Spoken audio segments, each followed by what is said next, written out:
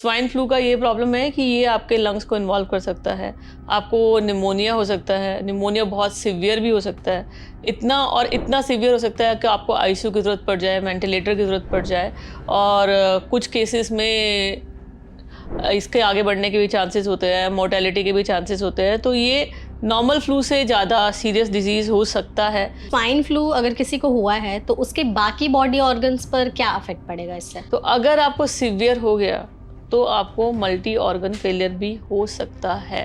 कुछ लोगों में स्वाइन फ्लू इतना सीवियर हो जाता है कि मौत हो जाती है और कुछ लोग फिर भी ठीक रहते हैं। तो प्रेग्नेंट वुमेन, ओल्डर पीपल या जिनके कुछ ऐसी कंडीशन है जिससे कि उनकी इम्यूनिटी कम हो रही है, जैसे कि डायबिटीज़ है, कंट्रोल नहीं है, या फिर किसी को कोई किडनी की प्रॉब्लम है, या फिर कोई ऐसे लोग हैं जिनको कोई कीमोथेरेपी चल रही है, या ट्रांसप्लांट वाले लोग हैं, ऐसे लोगों को स्वाइन फ्लू भी ज़्यादा सीवियर होने के चांसेस होते हैं। इसके सिम्टम्स को हम कैसे पहचानें? जिनमें स्वाइन फ्लू सीरियस होता है उनमें 1-2 दिन में ही सिम्टम रैपिडली बढ़ने लगते हैं, जैसे कि आपको बुखार आ गया, खांसी जुकाम हो गया, एक आध दिन खांसी जुकाम रहा, फिर आपका सांस फूलने लग गया, इतना खांसी होने लगा कि कंट्रोल नहीं हो रहा, फिर सांस फूलने लगा, फिर ऑक्सीजन लेवल कम जाने लगा, आप हॉस्पिटल गए। कौन से टेस्ट होते हैं स्वाइन फ्लू के लिए? एक ऐसा टेस्ट होता है जिसमें थ्रोट में से एक स्वाब लेते हैं और उसको टेस्टिंग के लिए भेजते हैं। पीसीआर बेस्ड टेस्ट होता है, जैसे कि कोरोना में होता था। तो अगर जैसे किसी ने टेस्ट कराया और उसका पॉजिटिव आ गया कि हाँ उन्हें स्वाइन फ्लू है, उसके बाद क्या प्रोसेस है? देखिए, अगर आपका पॉजिटिव भी आ गया स्वाइन फ्लू तो आपको डॉक्टर से कंसल्ट करना चाहिए। आप घर में ही दवाई शुरू कर सकते हैं, उसके अलावा सिम्टोमेटिक ट्रीटमेंट ले सकते हैं, थोड़ा रेस्ट कर सकते हैं, फ्लूइड इनटेक अच्छा रख सकते हैं और ऑल्सो कोई एंटीबायोटिक ना लें अपने आप। स्वाइन फ्लू के लिए कोई वैक्सीन अवेलेबल है और कैसे बिल्कुल, लगवाना चाहिए? बिल्कुल, स्वाइन फ्लू के लिए वैक्सीन अवेलेबल है। आपको हर साल स्वाइन फ्लू के लिए वैक्सीन लगानी होती है। हर साल लगानी होती है। देखिए, वैक्सीन जो होती है वो इफेक्टिव होने में about 1 महीने का टाइम लेती है और 25 to 30% एफिकेसी है वैक्सीन की। ये स्वाइन फ्लू सिर्फ पिग से स्प्रेड होता है? पिग्स उसका होस्ट है या रिजर्वायर है, लेकिन ऐसा नहीं है कि पिग से स्प्रेड होता है। रेस्पिरेटरी इलनेस कुछ भी खाने से स्प्रेड नहीं होती। ऐसा नहीं है कि अगर आप पोक खाते हैं या पिग मीट खाते हैं तो आपको स्वाइन फ्लू हो जाएगा। नेचुरल और होम रेमेडीज से स्वाइन फ्लू जल्दी ठीक हो जाता है दैन दवाइयों से? जो भी होम रेमेडीज होती हैं उससे होता है कि आपको सिम्टोमेटिक रिलीफ मिल जाता है। जैसे आपने थोड़ा वार्म वाटर पी लिया, थोड़ी चाय पी ली, इन सब चीज़ों से थोड़ा सिम्टोमेटिक रिलीफ मिल जाता है, तो आपको लगता है कि you are getting better, but it takes its own time.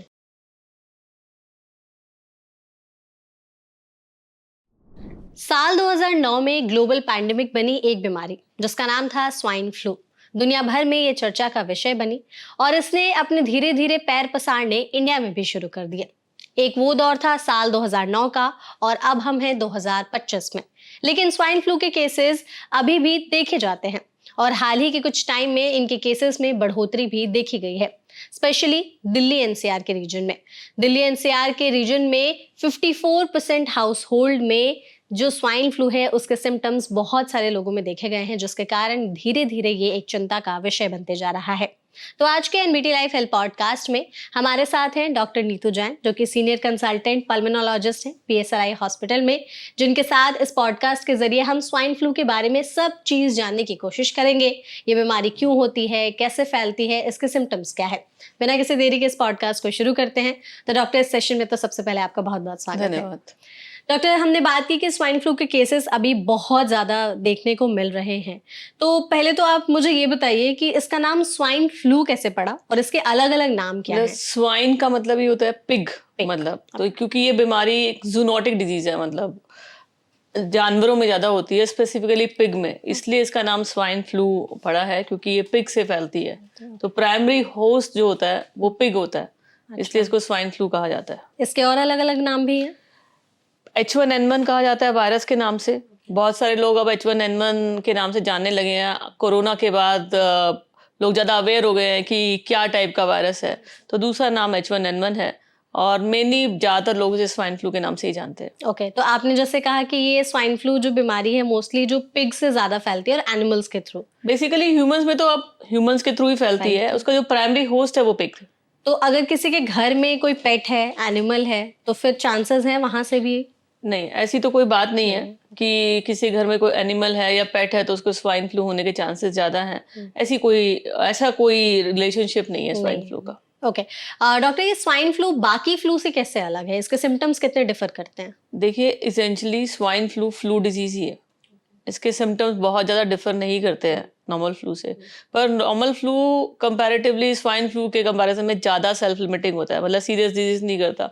आपको 4-5 दिन खांसी जुकाम बुखार हुआ और फिर ठीक हो गया और फिर आप फुली रिकवर कर गए।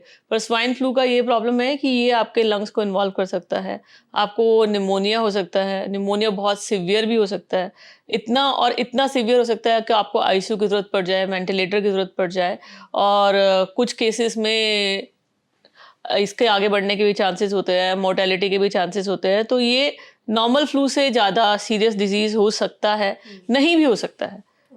और ये ऐसा होता है कि जिनमें स्वाइन फ्लू सीरियस होता है, उनमें 1-2 दिन में ही सिम्पटम रैपिडली बढ़ने लगते हैं। जैसे कि आपको बुखार आ गया, खांसी जुकाम हो गया, 1 आध दिन खांसी जुकाम रहा, फिर आपका सांस फूलने लग गया, इतना खांसी होने लगा कि कंट्रोल नहीं हो रहा, फिर सांस फूलने लगा, फिर ऑक्सीजन लेवल कम जाने लगा, आप हॉस्पिटल गए तो पता लगा आपको निमोनिया हो गया। वो निमोनिया भी इतनी जल्दी फैलता है कि आप सीधा वार्ड से आईसीयू और आईसीयू से वेंटिलेटर पे जाने के चांसेस होते हैं। जैसे कि 2009 में हुआ था।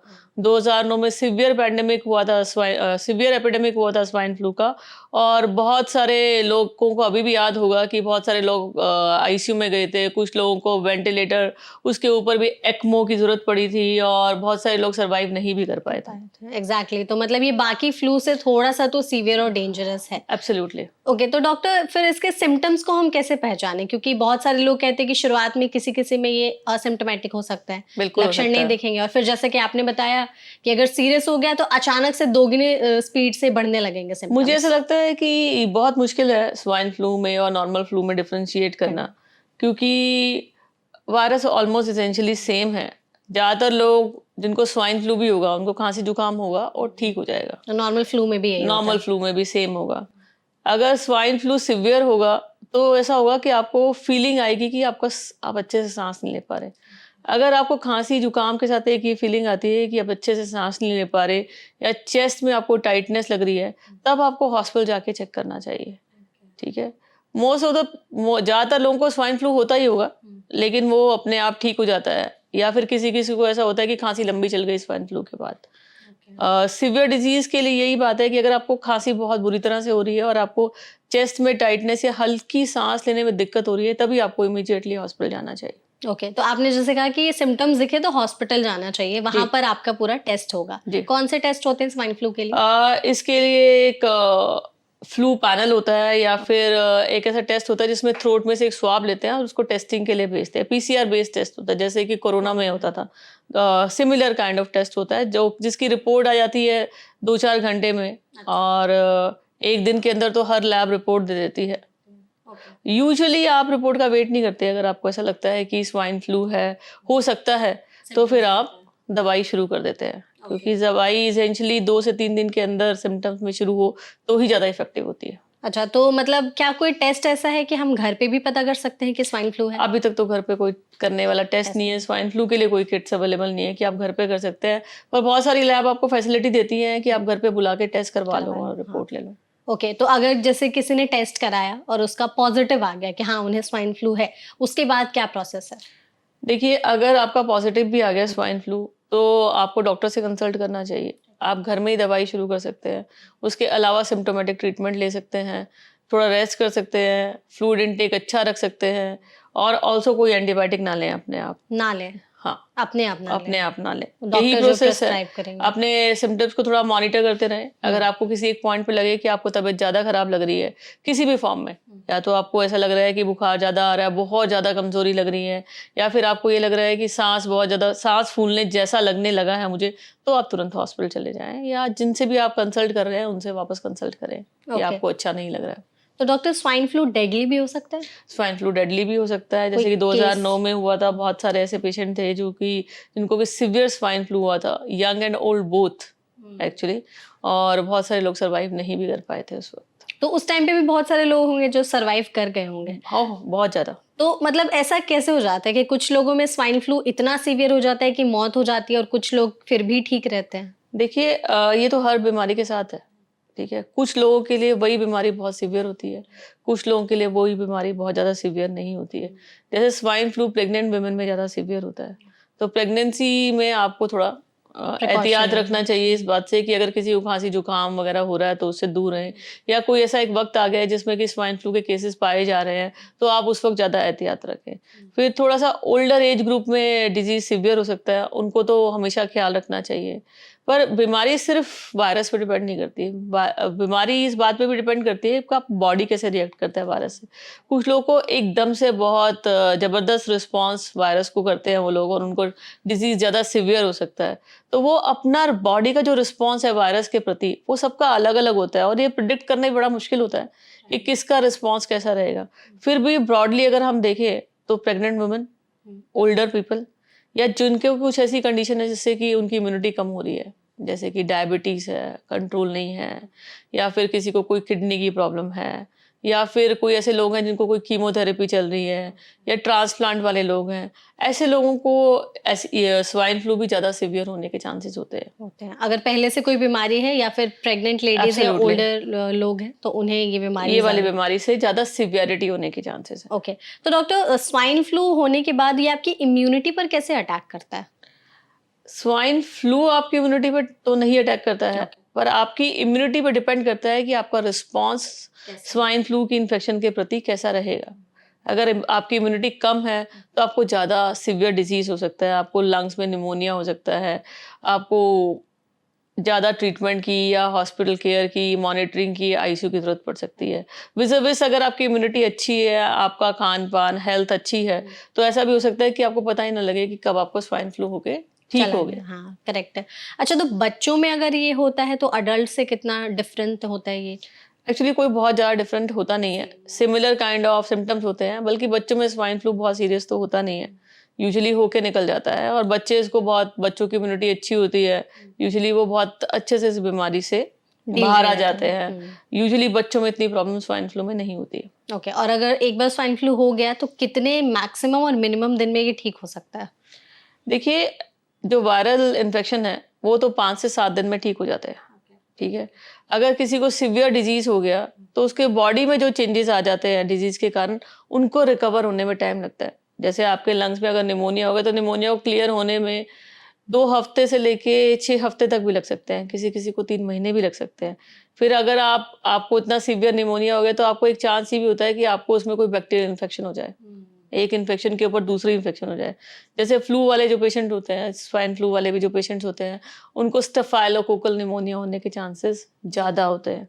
तो ऐसे लोगों को एक सेकेंडरी स्टेफाइलोकोकल इन्फेक्शन हो सकती है।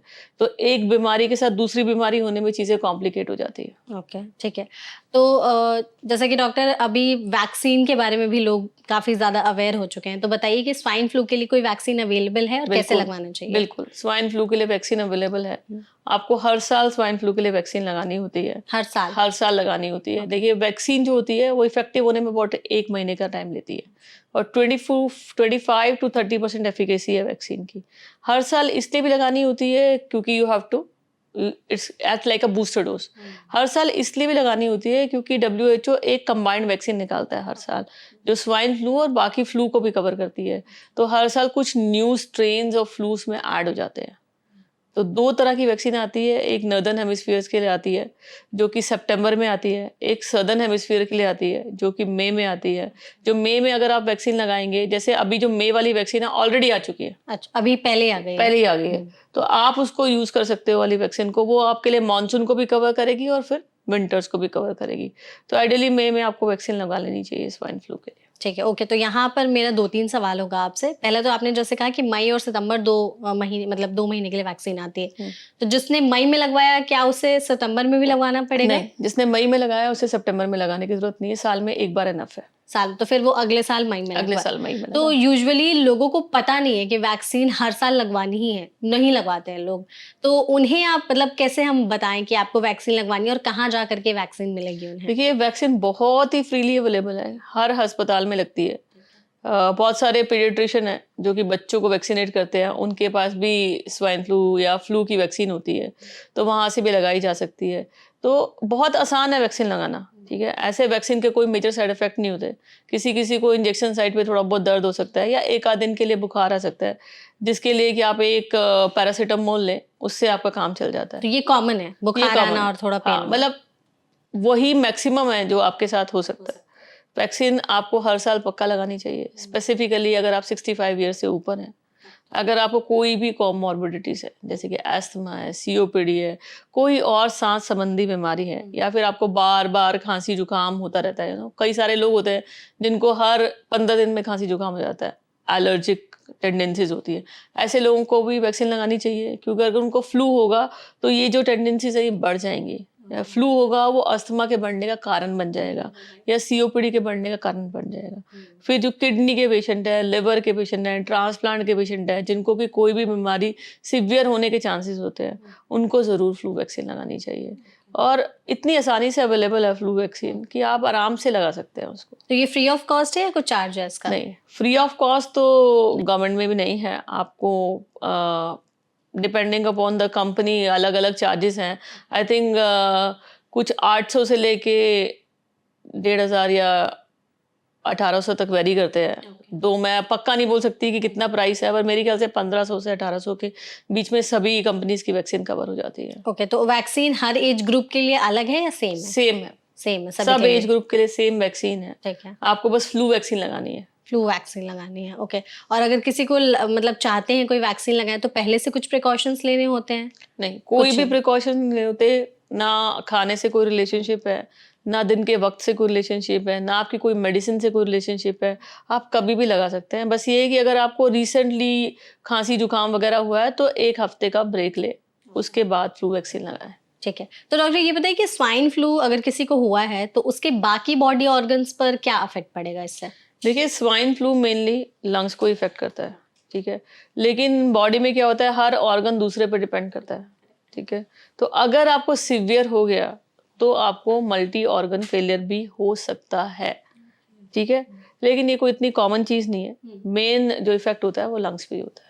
अच्छा, और अगर किसी को ऑलरेडी लंग से जुड़ी पहले से कोई बीमारी है हाँ। तो फिर कितना केस वर्स हो सकता है? देखिए, जिसको लंग से पहले से जुड़ी बीमारी है उसके लिए बहुत तरीके से केस वर्स हो सकता है। या तो ये हो सकता है कि उसको निमोनिया ज्यादा होने के चांसेस होते हैं, ठीक है, तो उनको ज्यादा निमोनिया हो सकता है, बड़ा निमोनिया हो सकता है, उनको हॉस्पिटलाइजेशन की जरूरत पड़ सकती है, ऑक्सीजन की रिक्वायरमेंट हो सकती है, वेंटिलेटर की रिक्वायरमेंट हो सकती है।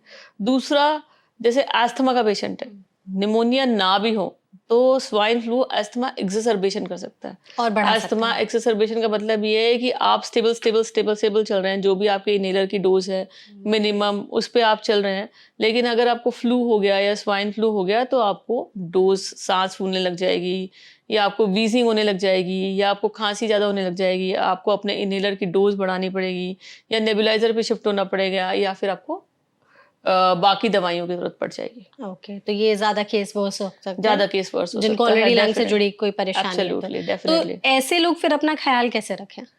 देखिए, आपको पहले समझना है कि सीजनल डिजीज है, ठीक है, मानसून में और सर्दियों में ही ज्यादा होता है। तो जब वो वक्त आता है मानसून, पहले तो आप वैक्सीन लगवाएं, हर साल बिना भूले वक्त पे वैक्सीन लगाएं। आधा तो आपका प्रॉब्लम वैक्सीन लगाने से ही सॉल्व हो जाएगा, क्योंकि आपका चांसेस ऑफ गेटिंग फ्लू बहुत कम हो जाएंगे, ठीक है। दूसरा, जब ये टाइम का वक्त आता है तब आप ज़्यादा ख्याल रखें, अपनी दवाई, अपने डॉक्टर से मिलें, अपनी दवाइयों का लेवल सही रखें, उस वक्त अपने आप दवाई ना छोड़ें, ठीक है। अगर आपके आसपास किसी को खांसी जुकाम बलगम हो रहा है तो उससे थोड़ा डिस्टेंस मेंटेन करें, ठीक है, या फिर मास्क लगा के रखें। और वो लोग जिनको एक्चुअली खांसी जुकाम बलगम हो रहा है उनको भी चाहिए कि वो क्लोज स्पेसेस में या दूसरे लोगों को इन्फेक्ट करने से बचे। ये ये सबकी रिस्पॉन्सिबिलिटी है, सिर्फ उसकी नहीं है जिसको की प्रॉब्लम है, उसकी रिस्पॉन्सिबिलिटी है। अगर आप कोई सिम्टम्स कैच कर लेते हैं तो फिर आपको डॉक्टर से कंसल्ट जरूर करना चाहिए एक बार।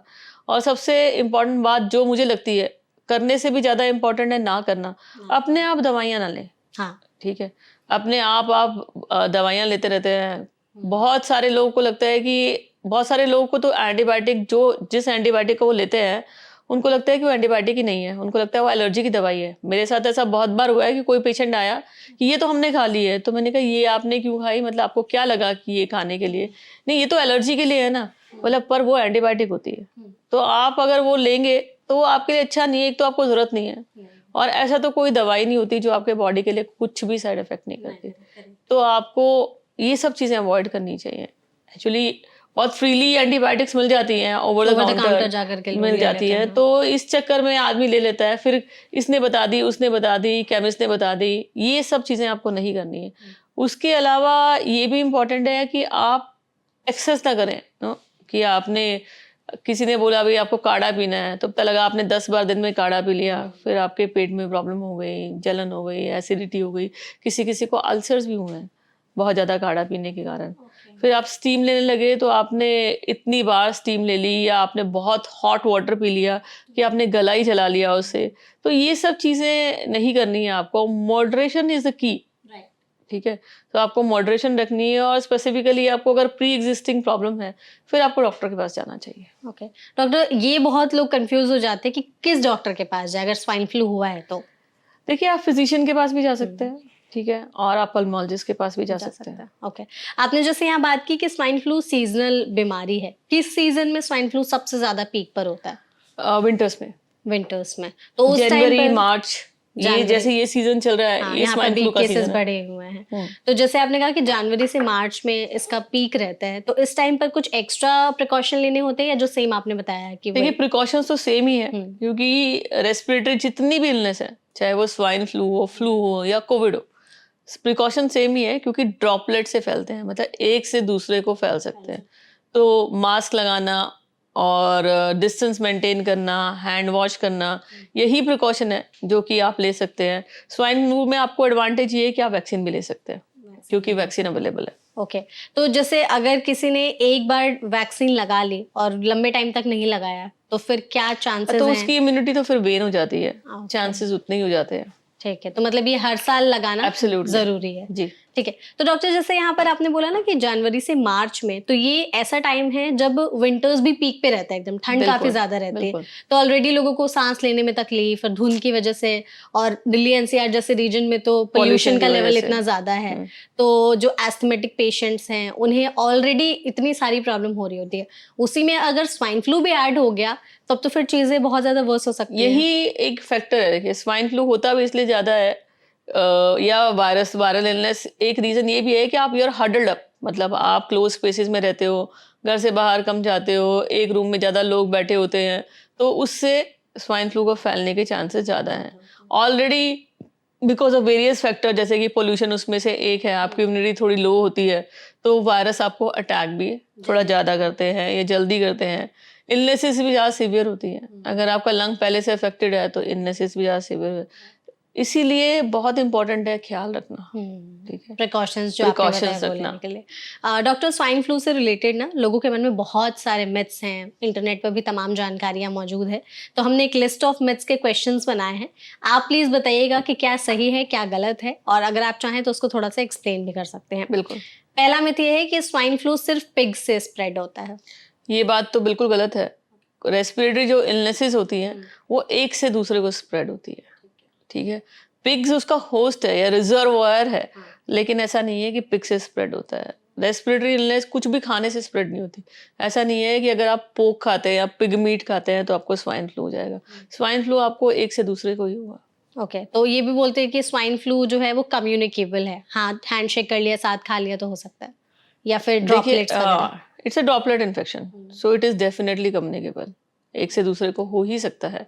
ठीक है, अब खाना खाने से नहीं हो रहा है वो, साथ खाने का मतलब है कि आप इतनी क्लोज प्रॉक्सिमिटी में हो कि एक से आपसे दूसरे को, दूसरे से तीसरे को हो सकता है। जैसे आप कभी कभी लोग बोलते हैं अरे मुझे जुकाम हो गया, मेरे बच्चे को भी हो जाएगा, मेरे हस्बैंड को भी हो गया, या फिर आप ये बोलोगे कि यार मेरे को जुकाम हो गया, फैमिली में सबको ही हो गया।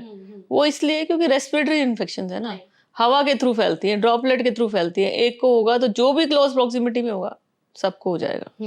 ठीक है, एक हाँ, छूने से या उससे तो नहीं फैलता है, लेकिन अगर आपको कोई सरफेस है जिसपे किसी ने खांसा, उस पे वायरस है, आपने हाथ लगाया, फिर आपने वो मुंह को लगा लिया, तो वो हो सकता है, तो उसके चांसेस हैं। ओके, ये भी है कि एक बार अगर स्वाइन फ्लू हो गया तो फिर आपकी इम्यूनिटी एकदम वीक हो जाती है। देखिए ऐसी तो कोई बात नहीं है, लेकिन जितनी आपको इन्फेक्शन होंगी उतनी आपकी इम्यूनिटी ऑब्वियसली कम हो जाएगी। ठीक है, क्योंकि हर इन्फेक्शन कहीं ना कहीं आपके रेस्पिरेटरी ट्रैक्ट को इफेक्ट तो करेगी, डैमेज तो करेगी, तो आपको chances of getting another infection बढ़ जाएगी। जैसे कि मैंने आपको बोला कि जिनको स्वाइन फ्लू होता है उनको बैक्टीरियल निमोनिया होने के चांसेस भी बढ़ जाते हैं। तो ऑब्वियसली कुछ ना कुछ मॉडिफिकेशन तो वायरस आपके सिस्टम में करता ही करता है। तो ये भी बोलते हैं लोग, जैसे कि कोविड के लोग कहते हैं कि बहुत लंबे साइड इफेक्ट्स हैं अभी तक भी। कई लोगों को अभी भी स्मेल नहीं आती अच्छे से। तो क्या स्वाइन फ्लू के भी कुछ ऐसे लास्ट लॉन्गर साइड इफेक्ट्स हो सकते हैं? माइल्ड डिजीज में तो ऐसे कोई लॉन्ग लास्टिंग साइड इफेक्ट्स नहीं है। जिनको सीवियर डिजीज होती है उनका रिकवरी टाइम ज़्यादा होता है। पर ऐसा नहीं है कि ऐसे लॉन्ग कोविड जो चीज़ है वैसा एक लॉन्ग स्वाइन फ्लू जैसी कोई चीज़ तो नहीं है। खाने को लेकर के बहुत ज़्यादा लोग ये कहते हैं कि जो वेजिटेरियन होते हैं उन्हें स्वाइन फ्लू होने के चांसेस कम हैं, जो नॉन वेजिटेरियन होते हैं उन्हें स्वाइन फ्लू होने के चांसेस ज़्यादा है। देखिए हवा तो एक ही है जो हम जिसमें हाँ, हम सांस ले रहे हैं, करेक्ट, चाहे वो वेजिटेरियन सांस ले या नॉन वेजिटेरियन सांस ले, हम्म। तो चांसेस तो इक्वल ही हैं। राइट। गार्लिक और टर्मरिक खाने से स्वाइन फ्लू को कम किया जा सकता है और ख़त्म किया जा सकता है। मुझे नहीं लगता कि कुछ भी खाने से स्वाइन फ्लू को कम किया जा सकता है या खत्म किया जा सकता है, पर हेल्दी फूड खाने से जनरली आपकी हेल्थ बेटर हो जाती है। गार्लिक मेनली खून पतला करता है, इसलिए हार्ट डिजीज के लिए थोड़ा इफेक्टिव माना जाता है। टर्मरिक जनरली आपकी इम्यूनिटी को बढ़ाती है, एंटीसेप्टिक होती है, तो आपको ऐसे तो आप ये बोल सकते हो कि ये ऐसे फूड प्रोडक्ट्स हैं जिनके एंटीऑक्सीडेंट्स ज़्यादा हैं। तो ऐसे फूड प्रोडक्ट किसी भी इन्फेक्शन होने के चांसेस को कम करते हैं, जैसे कि बेरीज है या फिर कुछ नट्स है, आंवला है। इस टाइप के फूड आपकी इम्यूनिटी को बढ़ा सकते हैं और आपके रेस्पिरेटरी इन्फेक्शंस को कम कर सकते हैं। पर अगर आपको स्वाइन फ्लू हो गया और फिर आप सोचो कि हल्दी खा पी के वो खत्म हो जाएगा, वैसा तो नहीं होने वाला है। हाँ, क्योंकि मोस्टली लोग कहते हैं कि हल्दी वाला दूध पी लो तो इम्यूनिटी इससे बढ़ेगी और जो भी फ्लू फ्ला है सब खत्म हो जाएगा एक ही बार में। ऐसा तो खैर नहीं होता है। एक्चुअली कुछ भी गर्म पीने से आपको सिम्टोमेटिक रिलीफ लगता है। हाँ बस, लेकिन That is वो the only उसमें thing. खत्म हो जाए इसके कुछ ऐसा कुछ chances नहीं है। ठीक है। ये भी बोला जाता है कि वैक्सीन अगर एक बार लगवा लिया स्वाइन फ्लू का तो फिर दोबारा नहीं होगा आपको ये फ्लू। नहीं, ऐसी कोई बात नहीं है। आपको हर साल वैक्सीन लगानी है और इम्यूनिटी को बूस्ट करके रखना है। ओके। स्वाइन फ्लू कोविड-19 जैसा डेडलियर भी हो सकता है? बिल्कुल हो सकता है। हो सकता है। और बिल्कुल हो सकता कैसे, है। क्या केसेस थोड़े बहुत हो सकते हैं, एक बार लोगों को बताइए। देखिए, फिर से मैं बताऊँगी कि प्रेग्नेंट वुमेन के लिए स्वाइन फ्लू ज़्यादा डेडली हो सकता है, ठीक है? और ओल्डर एज ग्रुप के लिए जो लोग जिनको पहले से कोई बीमारी है, उनके लिए डेडली हो सकता है। होने को यंगर लोगों में भी हो सकता है, ऐसा क्या है नहीं है कि नहीं हो सकता है। तो इसे प्रेडिक्ट कर पाना कि इस टाइप के पेशेंट के लिए स्वाइन फ्लू डेडली होगा, बहुत मुश्किल है। मुश्किल है, लेकिन हो सकता है ये। हो सकता है। ओके। नेचुरल और होम रेमेडीज से स्वाइन फ्लू जल्दी ठीक हो जाता है दैन दवाइयों से? आई विल डेफिनेटली डिसएग्री, क्योंकि ऐसी तो कोई बात नहीं है। देखिए, हर बीमारी की एक हिस्ट्री भी होती है, लाइफ हिस्ट्री जिसको बोलते हैं, जिसमें क्या होता है कि इतना दिन तो लगेगा ही लगेगा आपको ठीक होने में। जो भी होम रेमेडीज होती हैं उससे ये होता है कि आपको सिम्टोमेटिक रिलीफ मिल जाता है। जैसे आपने थोड़ा वार्म वाटर पी लिया, थोड़ी चाय पी ली, नो, इन सब चीज़ों से थोड़ा सिम्टोमेटिक रिलीफ मिल जाता है, तो आपको लगता है कि you are getting better, but it takes its own time. उसको अपना टाइम लगना है। और स्वाइन फ्लू के लिए एक दवाई अवेलेबल है, तो उससे टाइम पीरियड ऑफ इलनेस कम हो जाता है, इसमें कोई डाउट नहीं है। बट इसको शुरू के 2 या 3 दिन में ही ले लेना चाहिए। एक और है डॉक्टर कि ब्लड टेस्ट कराने से स्वाइन फ्लू डिटेक्ट किया जा सकता है? ऐसा कोई भी ब्लड टेस्ट नहीं है जिससे कि आप स्वाइन फ्लू डायग्नोज कर सकते हो। स्वाइन फ्लू डायग्नोज करने के लिए आपको थ्रोट स्वाब का ही सैंपल देना पड़ेगा। ब्लड टेस्ट से स्वाइन फ्लू नहीं डायग्नोज किया जा सकता है। ठीक है। लास्ट है कि क्लाइमेट चेंज की वजह से स्वाइन फ्लू बहुत ज़्यादा अफेक्ट हो सकता है, कम हो सकता है, ज़्यादा हो सकता है? फिर से क्लाइमेट चेंज मतलब सीजन चेंज, तो ये डेफिनेटली सीजनल डिजीज है। कुछ मौसम में ज़्यादा होता है, जैसे कि सर्दियों का मौसम या बरसात का मौसम। बाकी मौसम में कम होता है, क्योंकि वायरस इतना एक्टिव ही नहीं होता समर सीजन में। तो समर सीजन में स्वाइन फ्लू होने के चांसेस बहुत कम होते हैं। अच्छा डॉक्टर, जैसे कि 2009 में एक स्ट्रेन आया था स्वाइन फ्लू का, तो क्या इसके स्ट्रेन हर साल चेंज होते हैं? कुछ नए एड ऑन्स होते हैं जैसे कि कोविड वाले में होता फ्लू था? के स्ट्रेन हर साल चेंज होते हैं, बस swine flu is H1N1 only, तो वो तो सेम ही रहता है। सेम ही रहता है। और अगर कोई नया स्ट्रेन आज के टाइम पर आता है लाइक 2009, तो क्या इंडिया रेडी है उसे टैकल करने के लिए? I think so. ओके, तो मेरे हिसाब से वैक्सीन तो हाँ, वैक्सीन भी अवेलेबल है। और कोई भी रेस्पिरेटरी इलनेस को हैंडल करने के लिए इस वक्त इंडिया क्या पूरी दुनिया ही बेटर रेडी है एज कम्पेयर टू जब कोविड शुरू हुआ था उसके पहले से। एग्जैक्टली, अभी चीजें पहले से बहुत प्रिपेयर्ड है। ओके।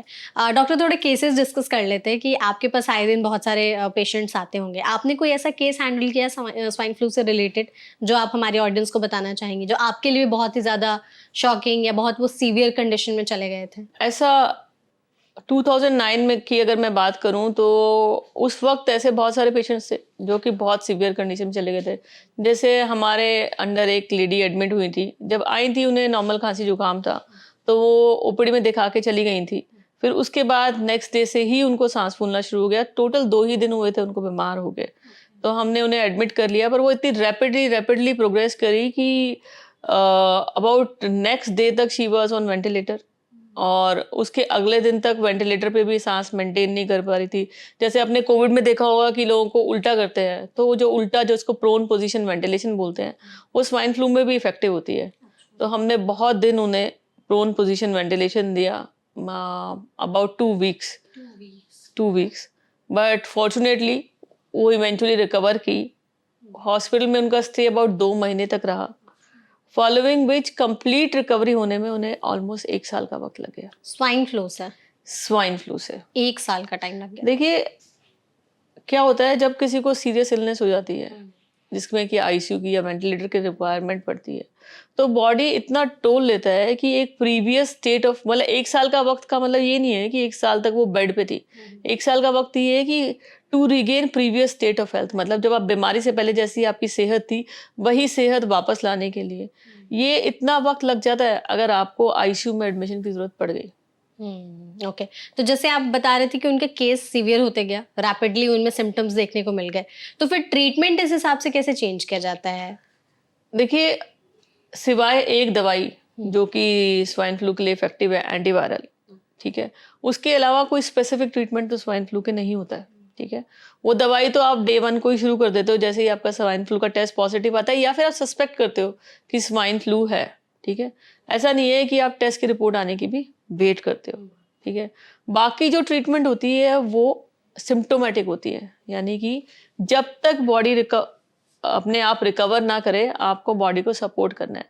वेंटिलेटर भी एक तरीका यही है कि आपके लंग्स को हम सपोर्ट कर रहे हैं, क्योंकि आपके लंग्स खुद से ब्रीथ करने में या खुद से सांस लेने में सक्षम नहीं है और बॉडी में ऑक्सीजन मेंटेन नहीं कर पा रहे हैं, तो वेंटिलेटर आपको उसको रिप्लेस करता है। और जब तक आपके लंग वापस रिकवर नहीं करते, वेंटिलेटर आपके सांस लेने में मदद करता है। तो ये सब चीज़ें चलती हैं जब तक कि पेशेंट रिकवर नहीं कर पाता है। ओके।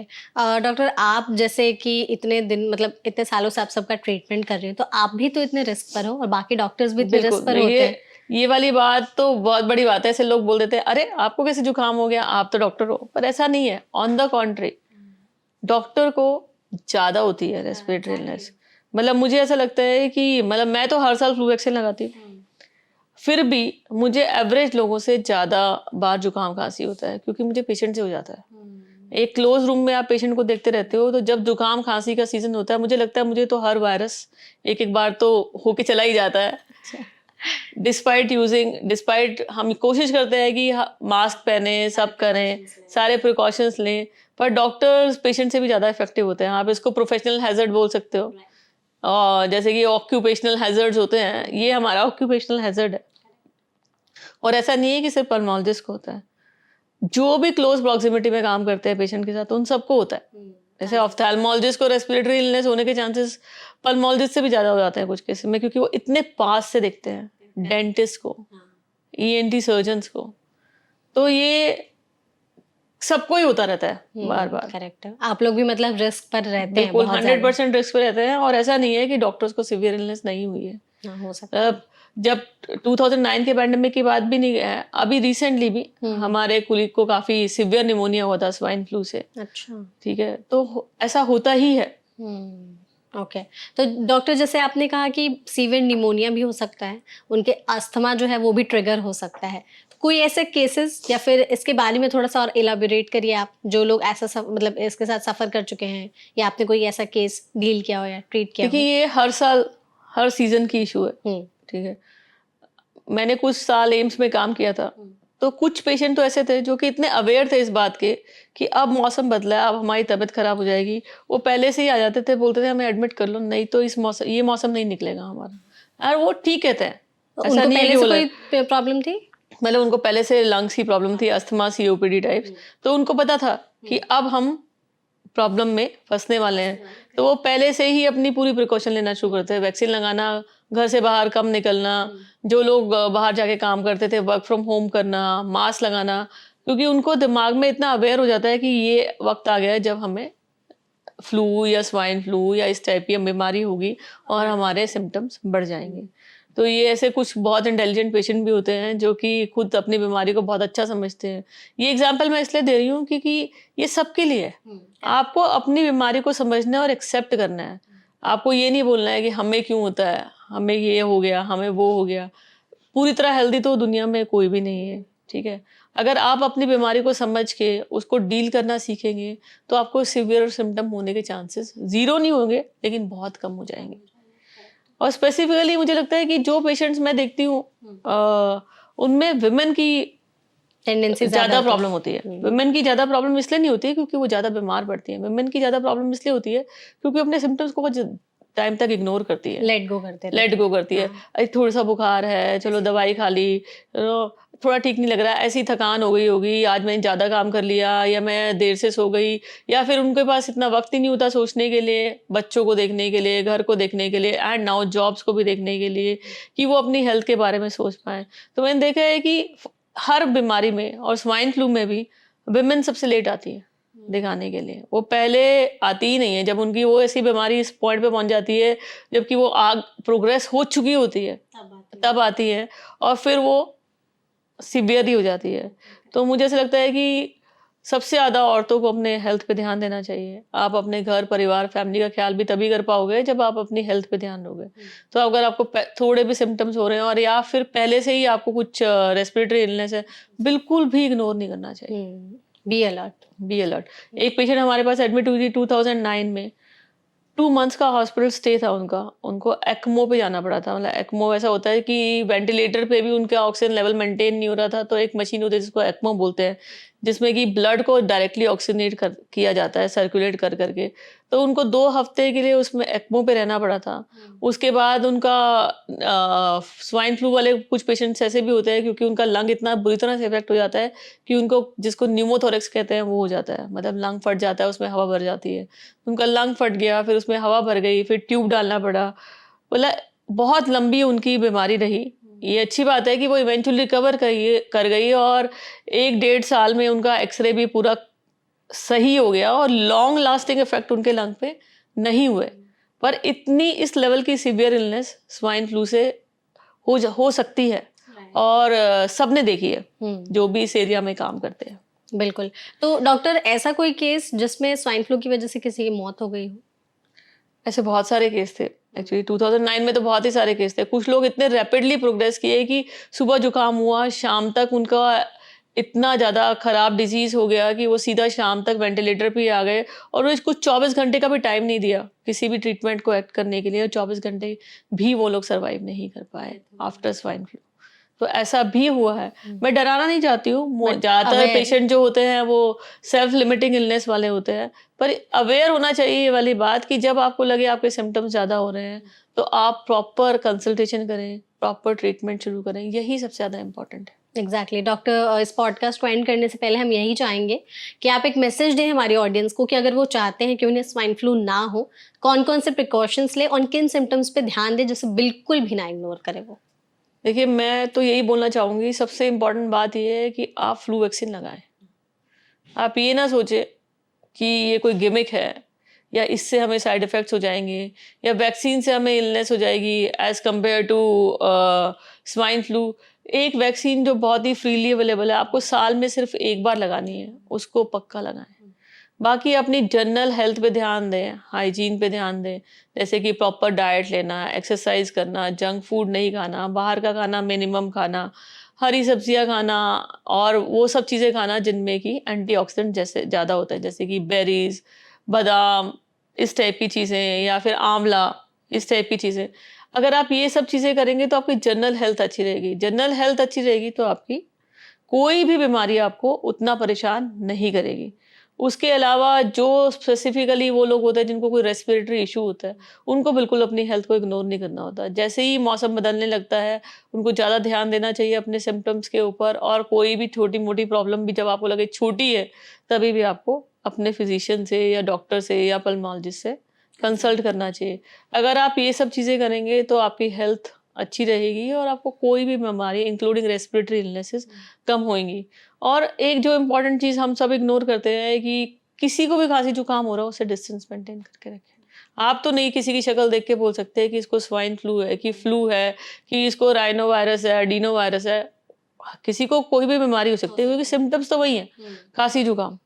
ठीक है, तो आपको डिस्टेंस मेंटेन करना चाहिए। आपके बच्चे को अगर खांसी जुकाम हो रहा है तो 2-3 दिन उसे स्कूल ना भेजें। बच्चे के लिए भी अच्छा है, उसका भी रेस्ट होता है, उसकी भी केयर होती है और बाकी बच्चों को भी नहीं फैलता। तो ये चीज़ें बहुत इंपॉर्टेंट है और ये वाली चीज़ें जो वर्क प्लेसेस होती हैं उनको भी कंसिडर करनी चाहिए कि अगर किसी को रेस्पिरेटरी इलनेस हो रही है तो उसको एनकरेज करें कि आप घर पे रहें 2-3 दिन। इतने दिन का इन्फेक्टिविटी होती है, उतने दिन अगर आदमी घर पे रहे तो एटलीस्ट बाकी लोगों को नहीं फैलेगी। और मुझे ऐसे भी लगता है कि offices also can make flu vaccine mandatory. जब बहुत सारे ऑफिसेज ऐसे करते भी हैं कॉर्पोरेट कि वो एनुअल फ्लू वैक्सीन अपने सारे एम्प्लॉयज को लगाते हैं, तो जो कि हर किसी के लिए आसान हो जाती है। और उनको फिर लगवाना ही पड़ता है तो हाँ, risk भी लगवाना कम। नहीं, मतलब फिर भी वॉलंटरी है। मुझे नहीं लगता है कि आप किसी को बोल सकते हो नहीं आपको हाँ, वैक्सीन हाँ, वो तो लगवाना ही। हाँ, पर correct। क्या होता है, अवेलेबिलिटी होती है, तो इजीली लोग लग रही लगा होती है तो लोग लगवा ही लेते हैं। तो ये एक जो ऐसा एक सूचना या कुछ ऐसे जारी किया जा सकता है ऑफिसेज की तरफ से या स्कूल्स की तरफ से कि फ्लू वैक्सीन लगवा लीजिए। या फिर आप अपने प्रीमाइसेस में अवेलेबल करा सकते हो या किसी हॉस्पिटल से टाई अप कर सकते हो फ्लू वैक्सीन लगवाने के लिए। आई थिंक वो ऑफिसेज के लिए बहुत अच्छा है। सिक डेज अपने एम्प्लॉयज के बढ़ाने से अच्छा है कि आप उनको सिक डेज कम करें। I think it is more cost effective as compare to getting more lot of sick days for your employees. Exactly, आपने बिल्कुल सही बात कही और इससे रिस्क भी बहुत कम होगा। बहुत कम हो जाता है और जितना जल्दी हम डायग्नोज कर लेंगे या ट्रीटमेंट हो जाएगा उतना बेटर रहेगा कि और हम इसे जल्दी उससे ठीक भी कर ज्यादा सकें। अगर हम प्रिवेंट ही कर लेंगे। हाँ एग्जैक्टली। ट्रीटमेंट और डायग्नोसिस की तो बात तब आती है जब आप को बीमारी होती है। जितनी भी आप प्रिवेंशन कर सकें वो कम है। ना ही हो बीमारी, चाहे वो कोई भी बीमारी हो, वही बेटर है। एग्जैक्टली, बिल्कुल ये चीज़ आपने सही कही। तो thank you so much doctor, इस पॉडकास्ट में आप हमारे साथ जुड़ी, आपने स्वाइन फ्लू पे इतने अच्छे से सभी चीज़ों को इलाबोरेट करके समझाया। आज के टाइम पर केसेस भी बहुत ज़्यादा बढ़ रहे हैं, तो ज़्यादा से ज़्यादा लोग इस पॉडकास्ट को देखें, शेयर करें अपने फैमिली और फ्रेंड्स के साथ, उन्हें भी अवेयर करें और प्लीज़ सबको ये मैसेज पहुँचाएं कि फ्लू की वैक्सीन लगवानी बेहद ज़रूरी है। डॉक्टर ने बताया कि कैसे मिलेगी, किस कॉस्ट पर मिलेगी, कहाँ मिलेगी और क्या क्या जानकारी है उससे रिलेटेड। कोई साइड इफेक्ट नहीं है ज़्यादातर, तो आप प्लीज़ वैक्सीन लगवाइए, खुद को स्वाइन फ्लू से बचाइए। ऐसे और भी हेल्थ पॉडकास्ट के लिए हमारे चैनल को सब्सक्राइब करना बिल्कुल भी मत भूलिएगा। Thank you so much doctor. नमस्कार। Thank you.